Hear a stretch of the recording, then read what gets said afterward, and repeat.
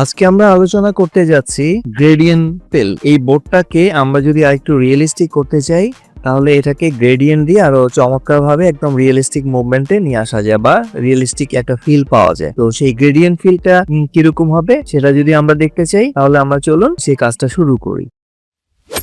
Welcome to IT Guru. IT গুরুতে স্বাগতম। এটি এমন একটি স্থান যেখানে প্রযুক্তি শেখা সহজ, আকর্ষণীয় এবং আমাদের ভাষায়। চলুন আজই শুরু হোক আমাদের শেখার যাত্রা একসাথে আইটি গুরুতে।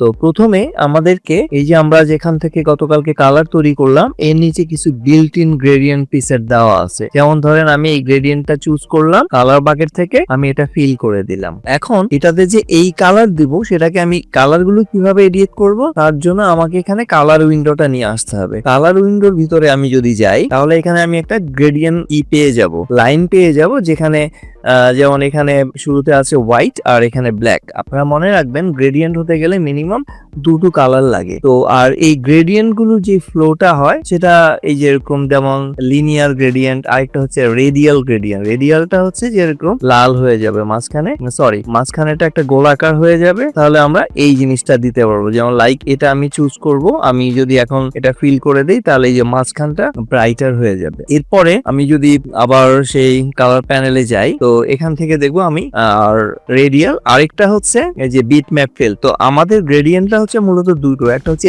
লিনিয়ার প্রিসেট আর একটা হচ্ছে রেডিয়াল। আর এখানে থাকে ওর ফ্লো গুলো, কিভাবে ফ্লো গুলো হবে। হ্যাঁ, বাই ডিফল্ট কিছু ফ্লো আছে। তো এখন এখানে ধরুন আপনি যদি অন্য কালার দেন তাহলে এটার কালারটা এটা হয়ে যাবে।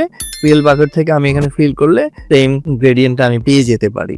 এটাকে আরেকটু আপডেট করার জন্য আমরা যেটা করব সেটা হচ্ছে এখানে একটা গ্রেডিয়েন্ট টুলস আছে। এটা সাধারণত ফ্রি ট্রান্সফর্ম টুলের আন্ডারে থাকে। তার নিচে আমরা এখান থেকে এটা ক্লিক করলে এটা যখন আমি এখানে ক্লিক করব তখন এই দুপাশে দুটা ভার্টিক্যাল লাইন চলে আসবে, যেটার মাধ্যমে আমি ওর এরিয়াটা কমিয়ে বাড়িয়ে দিতে পারি। হ্যাঁ, ব্যালেন্সটা যে কালারের যে ব্যালেন্স এটাকে কমিয়ে বাড়িয়ে দিতে পারি। তারপর এই পয়েন্ট ধরে আমি এটাকে একটু আগ পিস করে অ্যাডজাস্টেবল করে নিতে পারি। আবার এইটার মাধ্যমে এই যে একটা সার্কেলস আছে এর মাধ্যমে আমি চাইলে গ্রেডিয়েন্টের মুভমেন্টটা চেঞ্জ করে দিতে পারি 360 ডিগ্রি রোটেট। ধরুন আমি যদি ভার্টিক্যালি কালার চেঞ্জ করতে চাই তাহলে এরকম। তো ঠিক একই ভাবে আপনি যে কোনো দিক থেকে এটাকে অ্যাডজাস্ট করে নিতে পারবেন এই যে পয়েন্টটা ধরে। তো আমরা চাইলে যেরকম এটাকে চেঞ্জ করে দিব নিজের মতো করে, এরকম বাড়িয়ে কমিয়ে আমরা এই গ্রেডিয়েন্টটাকে আমরা তৈরি করব যাতে একটু বেশি রিয়েলিস্টিক জিনিসটা চলে আসে।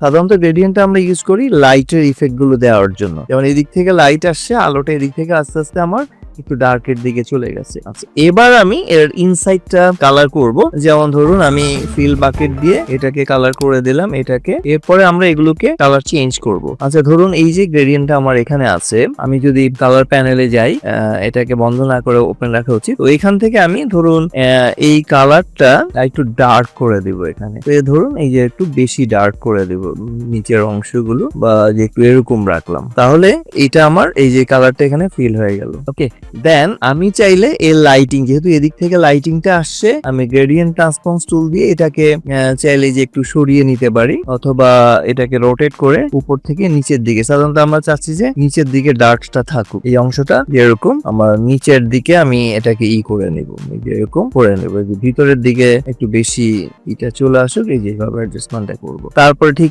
একইভাবে সেম জিনিসটাকে আমি আবার এরকম রোটেট করে এটাকে নিচের দিকে অ্যাডজাস্টেবল মোডে নিয়ে আসবো, মানে ভিতরের পোর্শনটা বেশি ডার্ক মোডে থাকবে। ঠিক সেম ফিচার্স আমরা এটাকে রোটেট করে নিয়ে এখান থেকে একটু নামিয়ে দিই। তো এইভাবে আমাদের এই মোড গুলো আমরা চেঞ্জ করে ফেলতে পারি। এইভাবে একটু নিচের দিকে ডার্ক মনে হচ্ছে যে উপর থেকে একটা আলো পড়েছে। একইভাবে আমরা এটারও গ্রেডিয়েন্ট ডিফাইন করে দিতে পারি। তো আমরা আবার সেই কালারে চলে যাই। তো আমি এখানে এসে এখান থেকে এই কালারটাকে পিক করে নিব। তো কালার পিকার আমাদের আছে, আমরা আবার ওখানে চলে গেলে ওখান থেকে আমি কালার পিকার নিতে পারি। যেমন ধরুন এখানে আপনি ক্লিক করলেন, ক্লিক করার পর এই যে এই জিনিসটা আসলো, আপনি এখান থেকে এটা কালার দিয়ে দিলেন। ঠিক আছে, তো ধরুন এই পাশে আপনি একটু ই করেন, ওই আগের কালারটাকে কম্বিনেশন করে দেই আমরা, যাতে বা চাইলে এখান থেকে সরাসরি আমরা ওটাকে দিয়ে নিতে পারি এই কালার।